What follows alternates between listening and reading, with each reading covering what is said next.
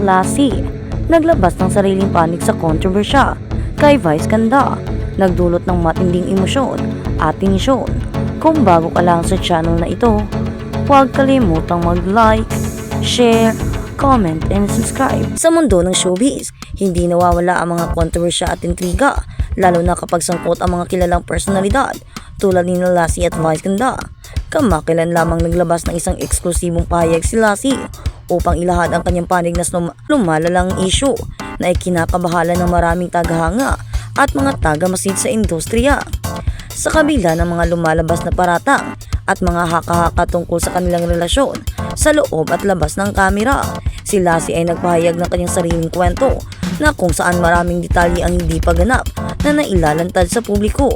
Ang kanyang mga salita ay nagdulot ng bagong liwanag sa issue, ngunit kasabay nito, lalo rin nitong pinainit ang tensyon sa pagitan nila ni Vice Ganda, pati na rin sa mga taga-suporta ng bawat isa.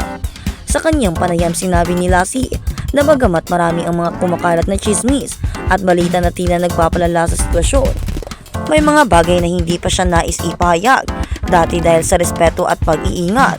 Ngunit ngayong lumalala na ang issue, pakiramdam niya ay panahon na para buksan ang kanyang bibig at ipagtanggol ang kanyang sarili at ang kanyang integridad.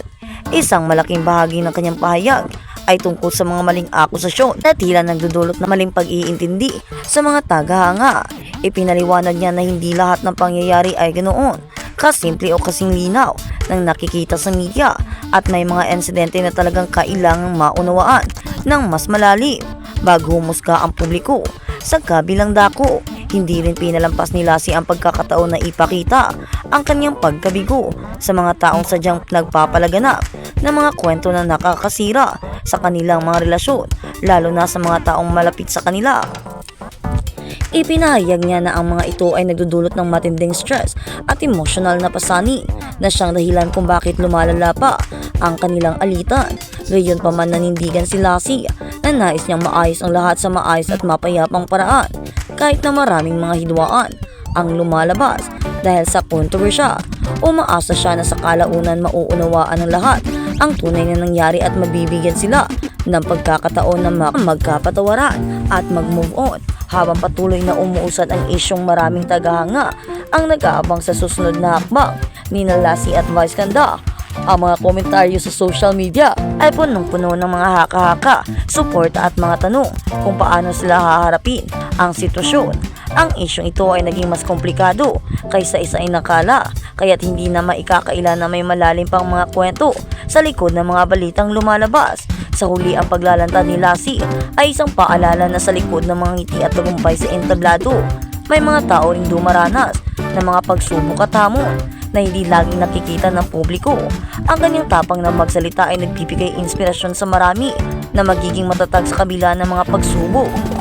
At sa kabilang banda, Vice Ganda, inilantad ang traidor na kaibigan na dahilan ng pagkawala ni Lassie MC sa Showtime. Sa loob ng ilang linggo, naging mainit ang usap-usapan sa showbiz tungkol sa biglaang pagkawala ni Lassie at MC mula sa sikat na noontime show na It's Showtime. Maraming tagahanga at netizens ang nagtataka kung ano ang tunay na dahilan ng kanilang pagkawala, lalo't matagal na silang naging bahagi ng programa. Sa isang eksklusibong panayam, inamin ni Vice Ganda na isa sa mga pangunahing host ng It's Showtime ang pagkakaroon ng isang traidor sa kanilang grupo na siyang dahilan ng mga problema at tensyon na nauwi sa pagkawala ni Lassie at MC sa show. Ayon kay Vice Ganda, may mga lihim na isiniwala tungkol sa mga pangyayari sa likod ng kamera na hindi pa nalalantad sa publiko. Ang traidor na kaibigan na matagal nang kasama sa grupo ay di umano'y nagdulot ng kaguluhan sa samahan. Ang mga lihim na ito ay unti-unting lumalabas at nagiging sanhi ng matinding intriga sa industriya ng aliwan. Ipinahayag ni Vice Ganda na hindi naging madali para sa kanya at sa iba pang mga host ang pagharap sa sitwasyong ito. Ang kanilang pagkakaibigan at professional na relasyon ay nasubok dahil sa mga nangyari. Naging masalimuot ang mga usapan at ang mga hindi pagkakaunawaan ay lalo pang nagpalala sa sitwasyon. Dagdag pa niya, ang pagkawala ni Lassie at MC ay hindi basta-basta desisyon lamang. May malalim na dahilan at mga insidenteng nag-ugat sa kanilang desisyon na pansamantalang iwan ang programa. Hindi lang ito simpleng issue ng trabaho, kundi pati na rin ng tiwala at pagkakaibigan na nasira dahil sa pagkakanulo. Sa mga susunod na araw, patuloy na pinaghihinalaan at pinag-uusapan ang mga detalye ng revelasyong ito. May mga nagsasabi na ang traidor ay may kaugnayan sa ilang kontrobersyal na desisyon at personal na hidwaan sa loob ng grupo. Ang mga balitang ito ay lalong nagpapabigat sa sitwasyon at nagdala ng dagdag na drama sa showbiz community. Hindi pa malinaw kung ano ang magiging epekto ng revelasyong ito sa mga kasangkot, lalo na kay Lassie at MC na nananatiling tahimik sa ngayon. Marami ang umaasang magkakaroon ng pagkakasundo at pag-ayos sa hinaharap, ngunit marami rin ang nag-aalala sa posibleng pagkalat ng mga problema.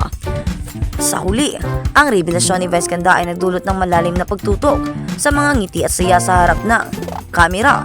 Ipinakita nito na kahit sa mundo ng showbiz, may mga pagsubok at entrega na hindi agad nakikita ng mga manunood. At sa kabilang balita, eksklusibo, mga host ng Showtime pinalitan dahil sa misteryosong dahilan. Pagbabalik nila nagdala ng malaking issue sa mundo ng showbiz at showbiz intriga. Bihira ang mga pangyayaring nakakuha ng ganitong kasilian, ang pansin at kontrobersya.